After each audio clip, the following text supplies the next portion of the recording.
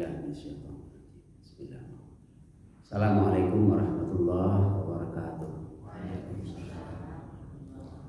Alhamdulillahirabbil alamin.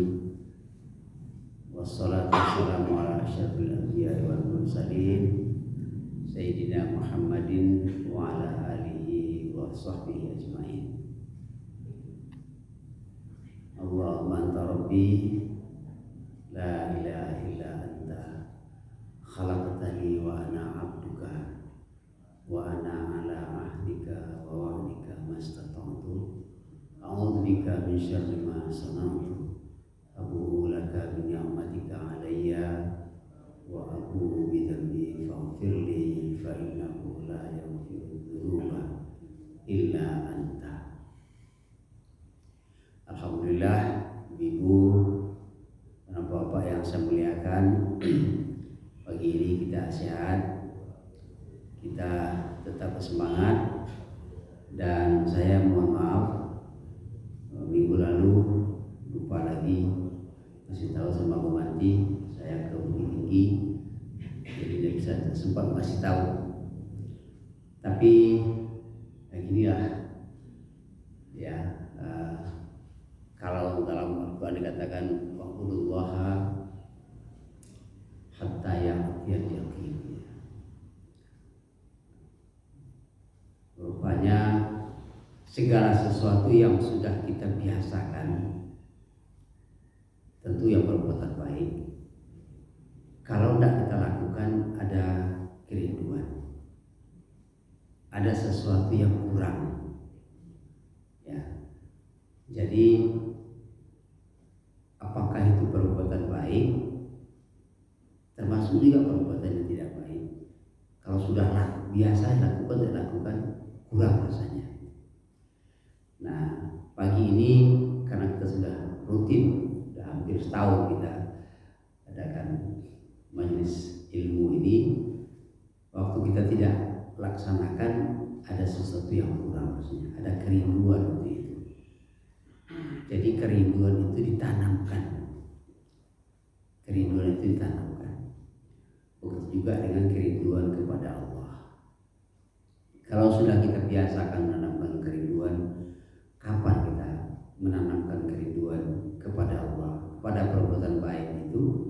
Ketika kita sedang sadar, ketika akal kita sudah kita fungsikan dengan baik, maka kerinduan itu datang. Jadi begitu bangun kita, makanya diajarkan oleh Nabi ketika kita bangun baca alhamdulillahilladzi ahyana ba'dama amatana wa ilaihi nusyur. Artinya adalah begitu bangun yang kita ingat adalah Allah. Itu yang kita ingat ya. Nah, pagi ini seperti biasa kita mengaji hal-hal yang simpel saja. Hal-hal yang mungkin tidak banyak tersentuh dalam pengajian biasa, wiri-wiri bulanan atau mingguan. Kita kemasi hal-hal yang kecil-kecil tapi dia penting. Ibu dan Bapak sekalian, sekarang alhamdulillah kemana pergi kita sudah bebas. Dan kekhawatiran akan virus corona itu sudah hilang secara berangsur-angsur. Tetapi karena sekian lama kita berada dalam situasi corona itu, maka saya melihat di berbagai tempat, termasuk di tempat kita, ada orang yang masih ragu-ragu kalau salat merapatkan saf. Ragu-ragu. Nah, kemarin saya waktu salat berjamaah, ada seorang yang di samping saya, dia renggang safnya kira-kira lebih 2 jengkal lah dari saya. 3 jengkal ada, agak jarang ya.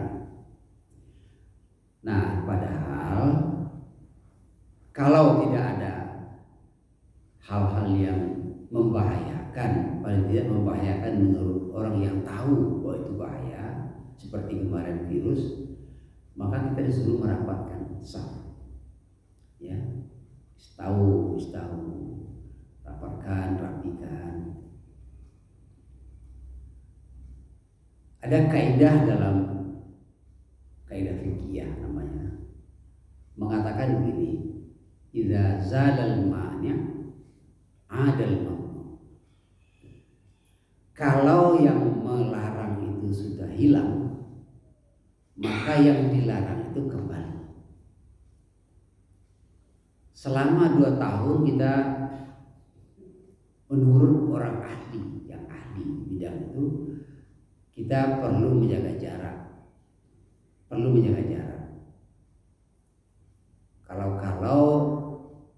kita bersin, kita batuk, mengeluarkan virus yang berbahaya. Karena menurut dokter, setiap kita bersin batuk apalagi bersin, itu menghembuskan bakteri atau virus. Makanya sering kita katakan kalau Nabi ketika beliau batuk apalagi bersin, beliau tutup mulutnya dengan melipat siku atau dengan kain.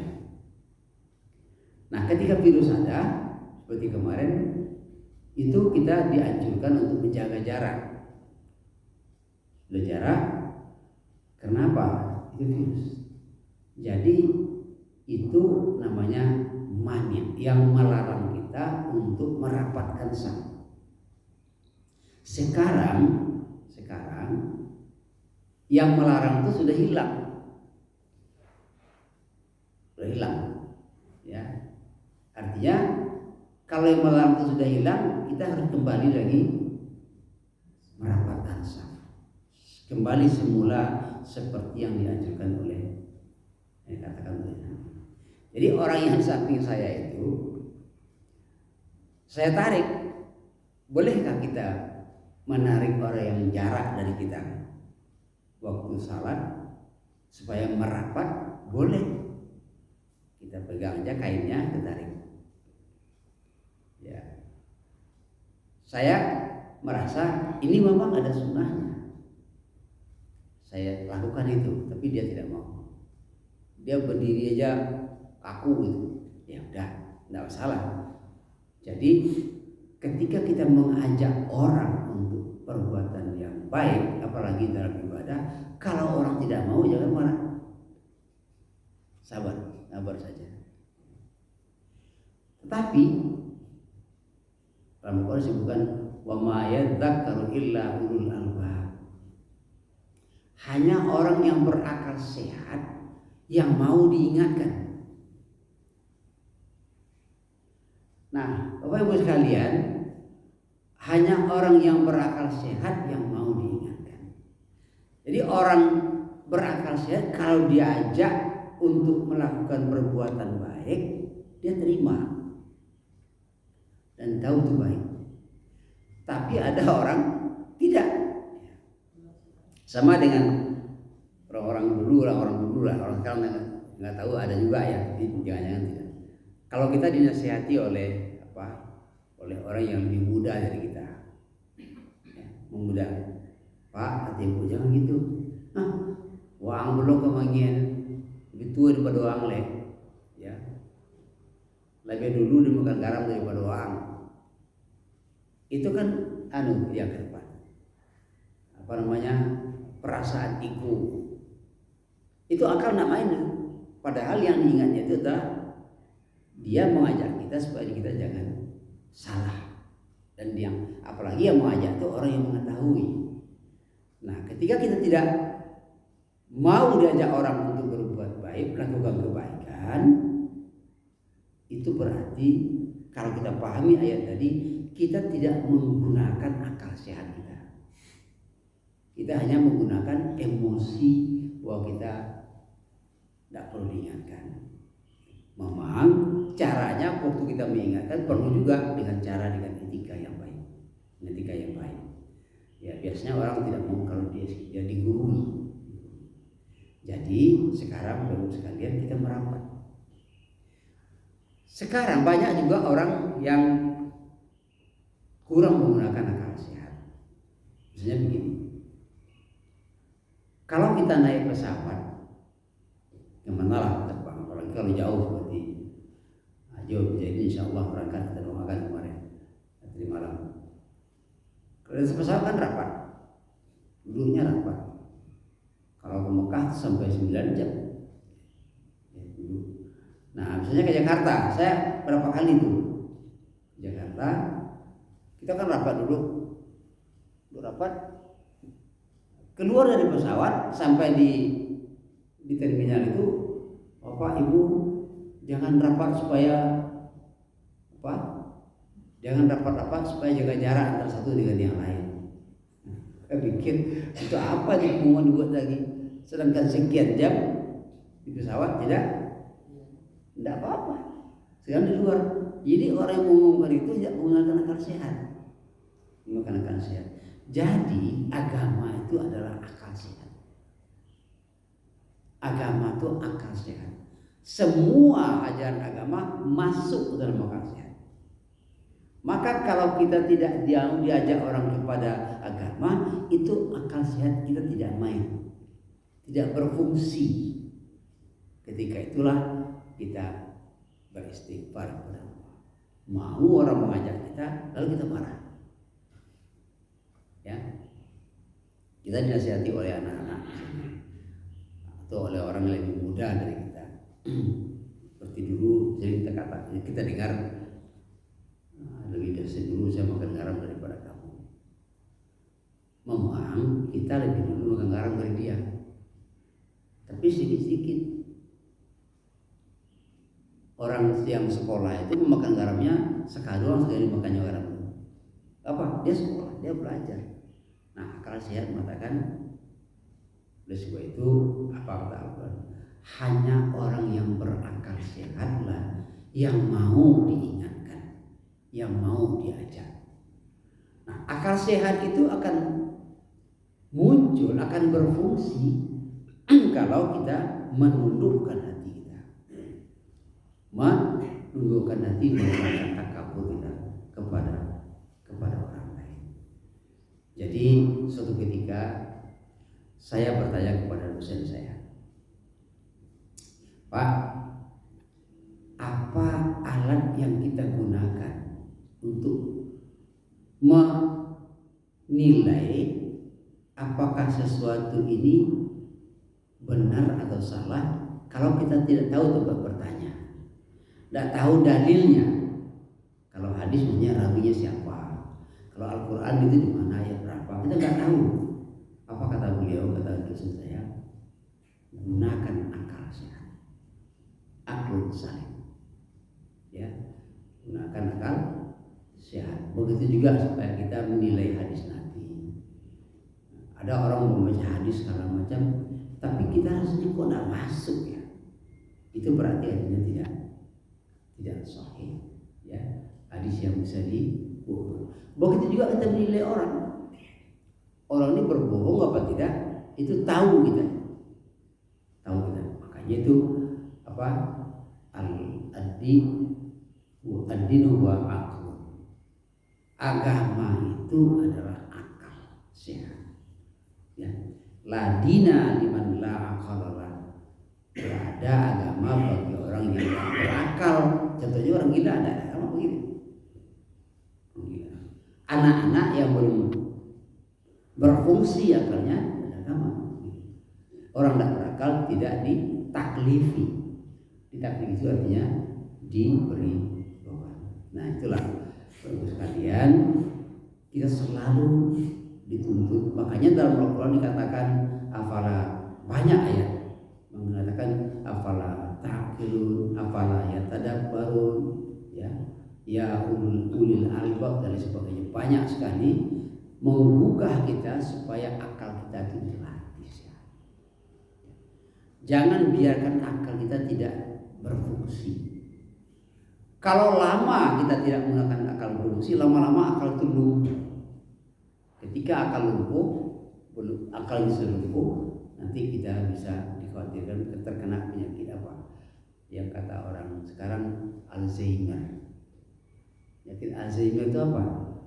Dia orang yang tidak tahu di mana sedang apa yang dia lakukan, di mana dia berada, dia nggak tahu.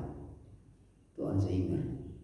Kalau kita pelupa, gimana saya? Nah, kalau masih begitu, kalau menurut dokteran, kalau masih berpikir, saya di mana nih? Walaupun tidak tahu, itu masih sehat namanya. Ini tidak boleh, latah saja dari. Nah, inilah salah satu fungsi memfungsikan akal dengan berzikir, banyak zikir. Membuat banyak zikir itu selalu melatih kita untuk menggunakan akal sehat. Bapak Ibu sekalian, itu yang pertama. Jadi rapatkan saja. Cuma ingat walaupun sudah rapat, hadis Nabi mengatakan tetap jaga orang di sekitar kita. Kalau kita memang sedang kurang sehat, ya, demam, sedang batuk, berusaha menutup mulut kalau batuk, ya, atau bersin apalagi. Dan sesekali masih boleh pakai masker. Pakai masker dalam artian bukan kita tidak mau menyebarkan penyakit kepada orang lain. Jadi la doror wala dirar, itu kata Nabi. Apa? Jangan sampai kita mendatangkan mudarat kepada orang lain. Jangan, sekecil apapun jangan. Tetapi jaga juga diri jangan sampai terkena mudarat dari orang lain. Itu jangan. Ad-darar yuza, sekecil apapun kenamanya kemudaratan harus tetap dihindari. Harus tetap dihilangkan. Dalam dunia kerja, saya, ibu-ibu sering mengatakan bahwa yang banyak mengamalkan ajaran agama kita itu bukan orang kita, itu orang lain. Ya. Kalau di dunia kerja misalnya yang dipakaikan dalam, kalau kita lihat di sebuah proyek-proyek, ya kan, selalu dikatakan bahwa ada slogannya safety first. Apa arti safety first itu? Kalau kita artikan dengan hadis Nabi, ad-darar yuza. Artinya apa itu? Utamakan keselamatan dalam bekerja. Misalnya kalau kita bertukang, ini kayak Pak Samsul misalnya bertukang. Dalam bekerja itu yang dicarinya apa? Usaha safety dulu, usamakan dulu keselamatan. Sekarang dianjurkan, malah sudah diwajibkan kita pakai kendaraan. Kalau dulu orang paling malas pakai helm, ya. Kalau ada polisi pakai helm. Kalau tidak ada polisi buka helm. Pada Tuhan itu akal sehat main itu. Kenapa? Pakai helm itu bukan untuk polisi. Pakai helm itu untuk kita sendiri. Tapi kalau ketika polisi kita tidak pakai helm, padahal yang apa itu kita sendiri. Makanya, nah sekarang apa? Kalau kita pakai kendaraan, pakai mobil misalnya, pakai safety belt. Jadi sekarang pemerintah sudah mulai menerapkan itu di jalan, tidak pakai tilang di jalan, tidak pakai tulis bayar langsung. Tetapi nanti ketika membayar pajak atau pemberi tahu datang surat, sekarang sudah cinta dari polisi. Anda Bapak Ibu tanggal sekian tidak pakai helm, tanggal sekian tidak pakai safety belt dan lain sebagainya. Ini orang menerapkan itu dalam kehidupan sehari-hari, yang diterapkannya adalah ajaran agama kita. Jadi kalau ada ditegur, justru yang tegur itu adalah untuk kita, maka terima dengan baik. Latihlah akal kita untuk bisa menerima kebenaran dari ada orang lain. Kalau orang mengingatkan kita, berarti kita disayangi oleh orang itu. Tetapi kalau kita mengingatkan orang, perlu juga ada caranya, ada etika.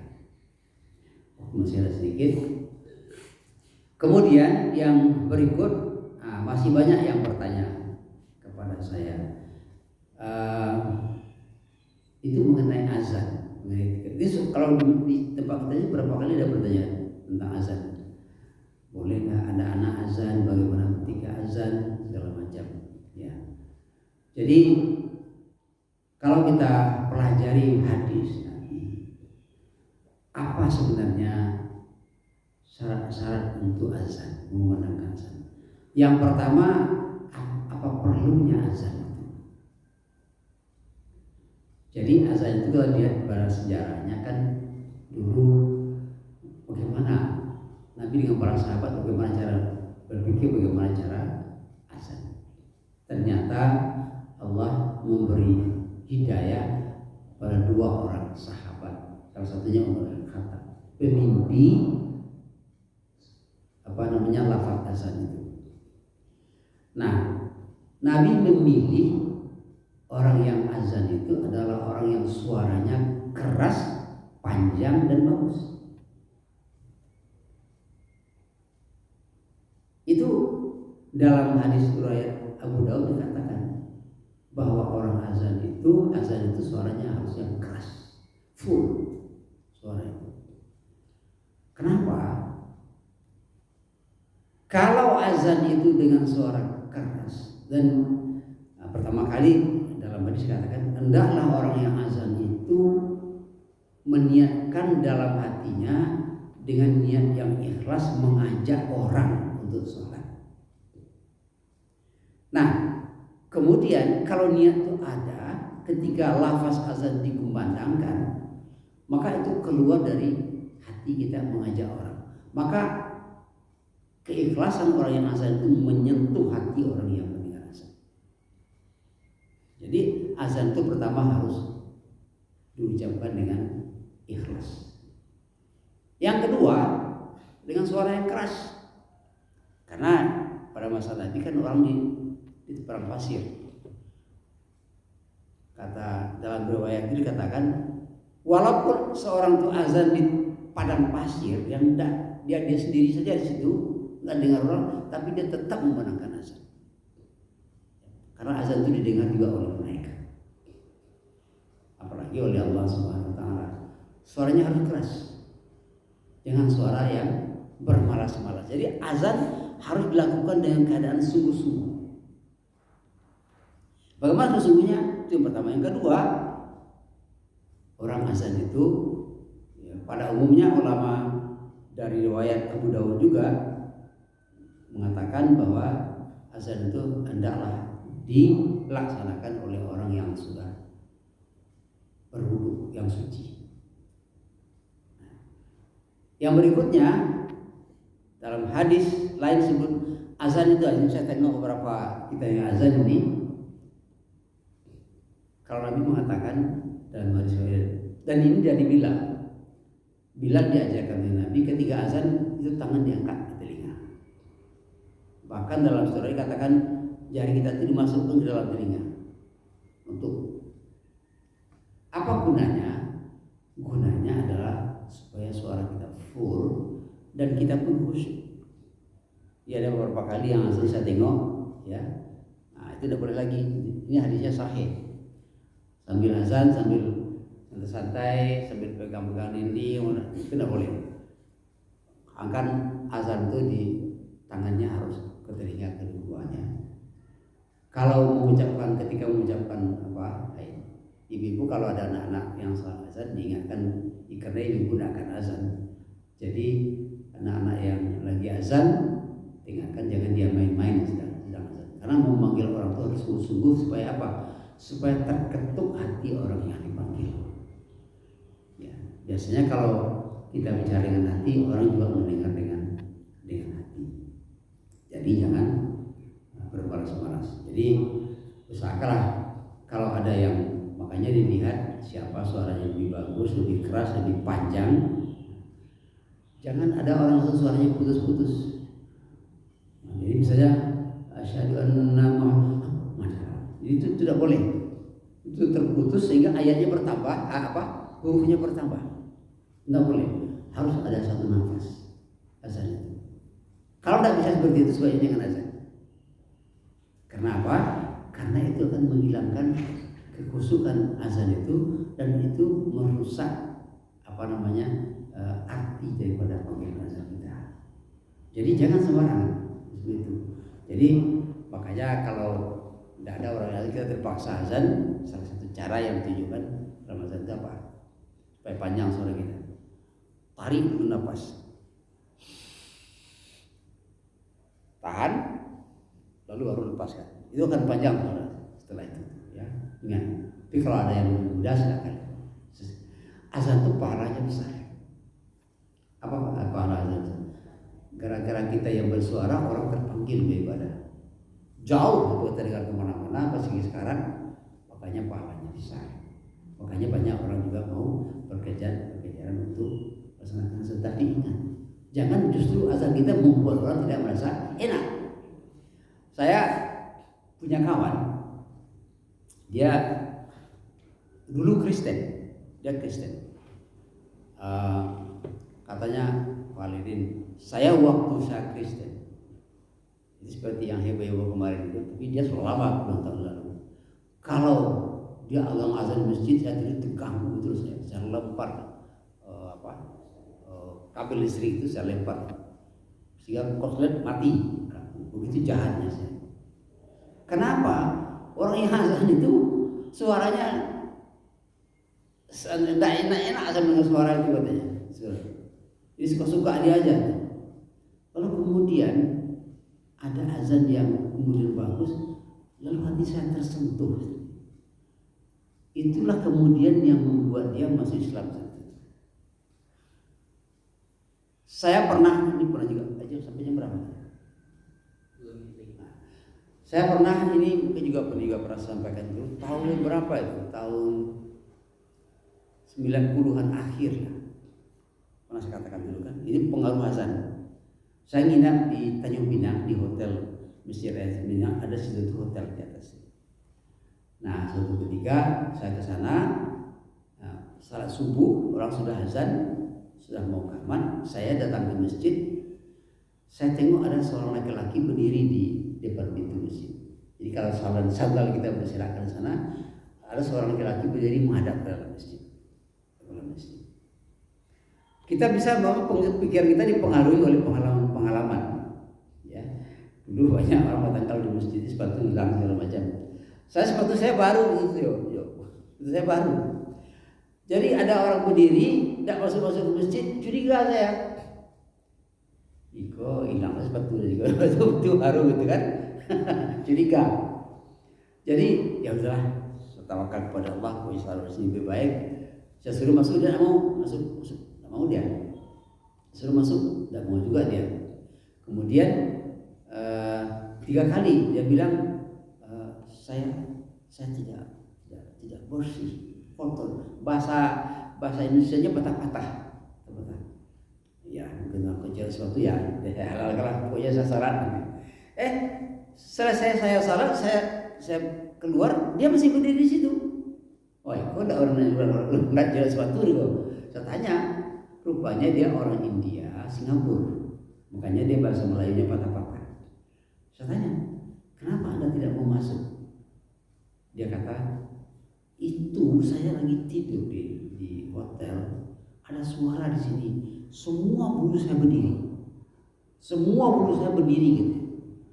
Ada suara apa? Apa itu? Nah, waktu itu yang saya tahu ada 2. Yang pertama ngaji, yang kedua azan. Siapa yang mengaji waktu itu? Itu Muammar Z.A. Qari yang terkenal itu, suaranya bagus. Jangankan orang itu, saya waktu dia mendengar azan Muammar Z.A. itu azan, itu mau berdiri kan. Saya bilang itu Al-Quran. Apa itu Al-Quran? Dia nggak tahu. Karena Singapura kan ini tidak keluar. Oh, saya jelaskan itu. Kemudian apa satu lagi yang suaranya bagus sekali, azan. Apa itu azan? Jelaskan. Ada Singapura nanti ada masjid namanya Masjid Sultan, ada di sana. Apa tidak bisa dia Hindu, dia orang Hindu. Apa kata hati saya? Ini orang ini sudah dapat hidayah, sudah kesempatan ini. Cuma saya tidak sempat lagi memuliai dia. Saya tunjukkan tempat di Singapura. Nanti kalau Anda pulang ke Singapura, sampaikan itu. Nah, ini salah satu pengaruh daripada azan yang bagus. Terketuk hati. Ya. Nanti kalau ujung-ujungnya saya sampai di Madinah atau di Mekah, nanti kita akan dengar azan asli daripada orang yang akhir-akhir ini kita dengar dari azan ini keluar suaranya. Orang itu maka terketuk hati kita. Bapak Ibu sekalian, jadi dulu ya kita ansur-ansur aja sedikit terus ya, memperbaiki ibadah kita. Dan saya minta kepada Bu Manti sama Ilham nanya, anak-anak kalau belum bisa kalian lepas nggak usah azannya di masjid. Jadi kalian usah sila karena itu mengganggu. Rupanya bukan mengganggu, tapi ada yang masyarakat yang merasa kurang nyaman mendengar itu. Nah, kamu belum bisa lagi, kamu latih dulu. Kasih ijazah dia sudah azan, sudah azan, ini yang boleh yang tidak. Karena anak-anak sekarang ada sembarangan suara apanya, dia ucapkan salah-salah. Baiklah, karena waktu sudah masuk, kita cukup sedikit dulu, mudah-mudahan bisa sambung besok pagi. Assalamualaikum warahmatullahi wabarakatuh.